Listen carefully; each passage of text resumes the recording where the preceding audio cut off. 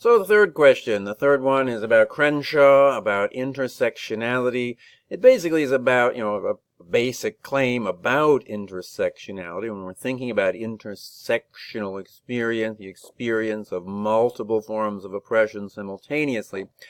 And it's probably fair to think about this in terms of its irreducibility. At least that's the point of this that Crenshaw was, I think, making there, kind of drawing a distinction between cases where it may be true that in a certain case, so she's focusing on the case of black women in terms of the intersection of sexism and racism in their experience.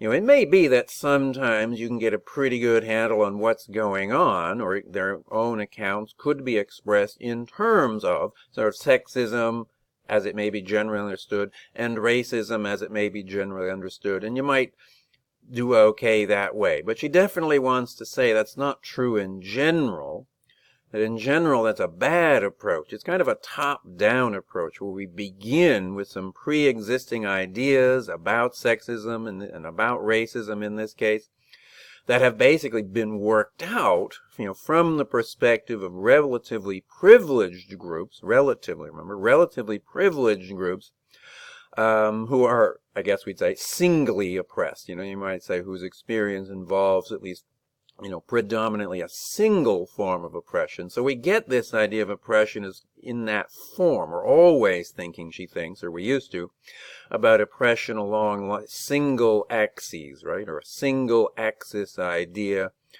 And then when his attention is turned to those cases where there are multiple oppressions, or those who are multiply oppressed, the assumption is kind of made that we can probably understand that situation and think about it and even try to address it in terms of, adding up, right? A kind of additive model of so many different single axis forms of oppression.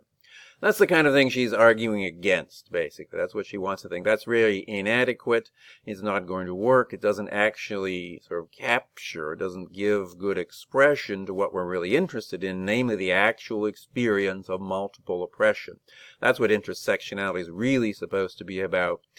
So we don't want to think of, two forms of oppression intersecting as in any way just being added to each other. That would be the idea that you could reduce the experience of multiple expression to those different forms, right? But there's something kind of unique and specific that goes on in that situation, and that's what we really need to understand, and that's what really needs to become the starting point for any really good, comprehensive understanding of oppression.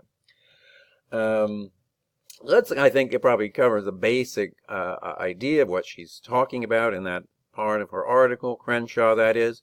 I've just noted that this could be related to something Bell Hooks said, something we looked at the very beginning when she was talking about defining feminism in terms of opposing sexist oppression, basically, because she did have that in mind. I think Hooks was thinking about this kind of situation. She was just trying to find a concrete focal point where everyone concerned about feminism could kind of get a starting point, right, really get into things, without imposing any kind of limits as to where it was going to go, what it was going to include or exclude, basically. So she sees this as kind of an inclusive starting point so that then we would just genuinely take into account and explore, actual experience in a more kind of ground-up way, not the top-down, more conceptual approach where we basically dissect lived experience in terms of certain categories that we have arrived at in some other way, who knows, but actually think about our concepts and generate them from the ground up, from actual experience, and that's going to include,